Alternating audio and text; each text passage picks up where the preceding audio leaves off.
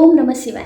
नमस्कार सभी को। आज मैं कोई भी रेसिपी की वीडियो लेकर नहीं आई हूँ। आज की ये वीडियो है इन्फॉर्मेटिव वीडियो है, जिसमें मैं आपको बताऊंगी कि सावन के महीने में क्या नहीं खाना चाहिए और क्यों नहीं खाना चाहिए, और क्या खाना चाहिए ये भी मैं बताऊंगी। तो देखिए, सावन का महीना स्टार्ट हो गया है। आज सावन का दूसरा सोमवार है। इस टाइम पे सावन का महीना होता है शिव जी की आराधना का महीना। इस टाइम पे शिव जी की पूजा की जाती है, और जैसे ही सावन स्टार्ट होता है बहुत सारे लोग सात्विक भोजन अपनाते हैं। मतलब जो नॉन वेजिटेरियन है वो भी नॉनवेज खाना छोड़ देते हैं। अंडे वगैरह भी नहीं खाए जाते हैं। इस टाइम पे सात्विक भोजन किया जाता है और पूरे अपने आराधना में भक्ति में लीन हो जाते हैं। तो ये बहुत अच्छा तरीका भी है सावन को इस तरीके से व्यतीत करने का। वो इसलिए क्योंकि सावन के महीने में बहुत सारी ऐसी चीज़ें होती हैं जिसके लिए हमको सात्विक भोजन अपनाना ज़रूरी है। क्या है ये चीज़ें, ये भी मैं आपको बताती हूँ। तो देखिए, इस बार का जो सावन का महीना है वो अधिमास है। अधिमास मतलब 2 महीने का सावन का महीना है। मतलब आपको ज़्यादा टाइम मिल रहा है सात्विक भोजन अपनाने का और भगवान जी की पूजा करने का, आराधना करने का। ये बहुत अच्छा टाइम है। तो देखिए, क्या नहीं खाना चाहिए। सबसे पहले हम नॉनवेज से शुरू करते हैं। नॉनवेज इसलिए नहीं खाना चाहिए, धार्मिक तरीका ये है, धार्मिक उसका रीज़न ये है। लोग बोलते हैं, हमारे बुजुर्ग वगैरह, कि शिव जी का महीना है, शिव जी जो है प्रकृति से प्रेम करते हैं, जानवर से प्रेम करते हैं, इसलिए उन्हें मारकर नहीं खाना चाहिए। ये सही बात भी है।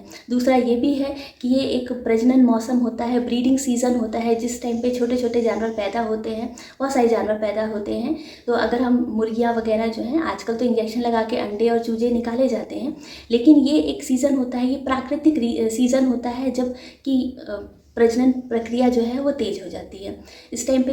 तो हम ऐसा ना हो कि हम कोई गर्भवती जानवर को खा लें और इससे हमें पाप लगेगा। तो ये ऐसा नहीं करना चाहिए। ये सही भी है, ऐसा नहीं करना चाहिए। गर्भवती कोई भी जानवर नहीं खाना चाहिए। ये भी एक रीज़न है। अब दूसरा मैं आपको साइंटिफिक रीज़न बताती हूँ कि इस टाइम पे क्या होता है, इन्फेक्शन बहुत होता है जानवरों को। अगर उनको इन्फेक्शन है, अगर हम ऐसे जानवर को ही खा लेते हैं नॉनवेज, तो उससे हमें भी इन्फेक्शन हो सकता है। दूसरा ये भी है कि नॉनवेज को बनाया जाता है मसालेदार चीज़ों से, मतलब उसमें तेल ज़्यादा लगता है, मसाला ज़्यादा लगता है। तो ऐसे टाइम पे हमारा जो डाइजेशन है वो वीक पड़ जाता है मौसम में। क्यों? देखिए, सावन का महीना कैसा होता है, रिम झिम गिरे सावन, ऐसे ही होता है ना। मतलब कि रिमझिम बारिश होती रहती है, बादल रहते हैं पूरे टाइम पे, सूरज कम निकलता है, सूरज की रोशनी हमें कम मिलती है। तो ऐसे टाइम पे हमें बीमारी भी ज़्यादा होती है। और दूसरी बात ये भी होती है कि हमारा जो बॉडी का मेटाबॉलिज्म है वो प्रोसेस भी वीक पड़ जाती है। मेटाबॉलिज्म मतलब हमारे पचाने की जो क्रिया होती है वो बहुत ही कमज़ोर पड़ जाती है। तो ऐसे मौसम में हम अगर मसालेदार चीज़ें खाते हैं तो उससे हमें अपच होगा और हमारी बॉडी को भी तकलीफ़ होगी उसे पचाने में, और बहुत सारे प्रॉब्लम हो सकते हैं इससे, इसलिए भी नहीं खाना चाहिए। तो देखिए, ये हम समझ गए हैं कि ये सात्विक सीज़न है, धार्मिक सीज़न है, शिव जी का सीज़न है, तो हमें नॉनवेज नहीं खाना चाहिए। लेकिन फिर हम ऐसा भी तो कहा जाता है ना कि दूध दही नहीं खाना है। अब दूध दही क्यों नहीं खाना है? तो इसका एक धार्मिक रीज़न ये है, सभी लोग कहते हैं, हमारे बुजुर्ग लोग, कि शिव जी को हम जब अभिषेक करते हैं तो दूध और दही चढ़ाया जाता है, इसलिए नहीं खाना चाहिए। लेकिन उसका एक साइंटिफिक रीज़न भी ये है कि इस टाइम पे क्या होता है, बहुत सावन के महीने में क्या बारिश होती है, तो बहुत सारे अनवांटेड घास उग जाती है। अनवांटेड घास जिसे हम कहते हैं वीड मतलब खरपतवार। तो ये हमारी बॉडी के लिए अच्छी नहीं होती है, जानवरों के लिए भी अच्छी नहीं होती है। तो वैसे हमारे घर में अगर गाय है तो हम तो उसे अच्छा ही भोजन देंगे, अच्छी ही घास देंगे।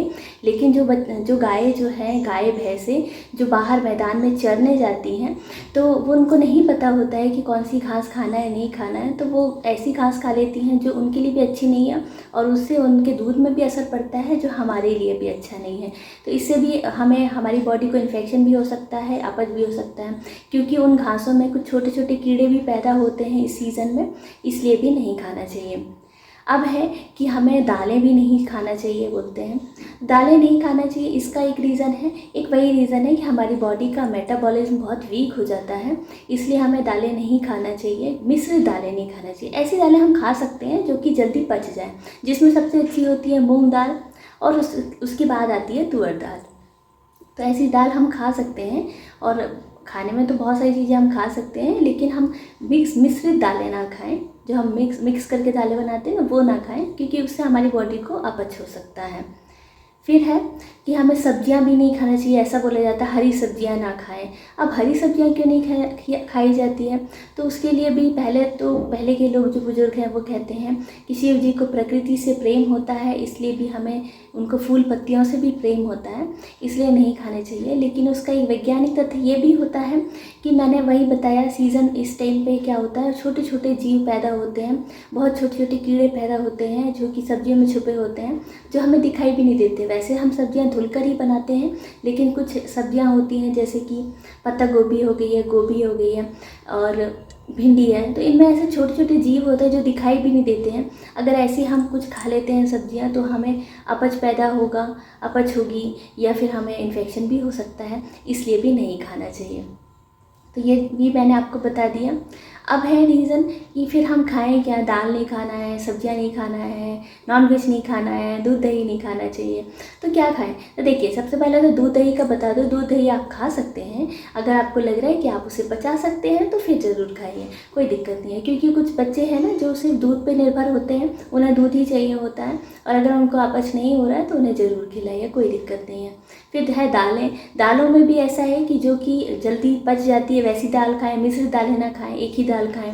आप चावल खा सकते हैं जो जल्दी पच जाता है, रोटी खा सकते हैं। रोटी में भी अगर मल्टीग्रेन आटे की अगर आप खाते हैं तो ये अच्छी बात है, लेकिन अगर आपको अपच नहीं हो रहा है तो फिर खाइए, और अगर आपको लग रहा है कि आप उसे डाइजेस्ट नहीं कर पा रहे हैं तो फिर आप उसे भी छोड़ दीजिए। आप सिंपल कोई भी एक आटे की रोटी खाएं, कोई भी एक आटा हो, आटा अपने पसंद का रखें, और कोई भी एक आटे की रोटी खाएं, ठीक है। और फिर है नॉनवेज तो नहीं खाना चाहिए, इसके लिए तो अलाउ मैं भी नहीं करूँगी, क्योंकि हम हिंदू हैं तो हम समझते हैं कि ये सीज़न है, इस सीज़न में भक्ति का सीज़न है, तो हमें नॉनवेज नहीं खाना चाहिए। और मैंने उसका साइंटिफिक रीज़न भी बताया है क्यों नहीं खाना चाहिए, उससे हमें इन्फेक्शन हो सकता है, इसलिए नहीं खाना चाहिए। फिर है आप सब्जियां वगैरह वो खा सकते हैं, अगर आपको लग रहा है कि बहुत साफ़ सुथरी सब्जियां हैं, देख कर खाएं। साफ़ सुथरी सब्जियां हैं, इन्फेक्शन नहीं है उनमें, कीड़े नहीं हैं, तो फिर आप ज़रूर खाएं। तो देखिए, ये सारी चीज़ें मैंने बता दी हूँ।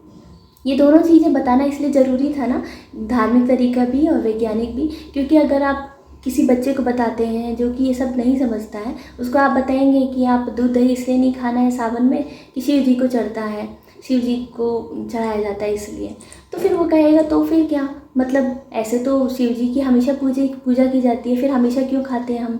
शिवरात्रि आती है फरवरी या मार्च में, तो फिर क्यों खा लेते हैं हम, अभी क्यों नहीं खाना है? तो उसको रीज़न पे बताना ज़रूरी है, साइंटिफिक रीज़न कि क्यों नहीं खाना ज़रूरी है।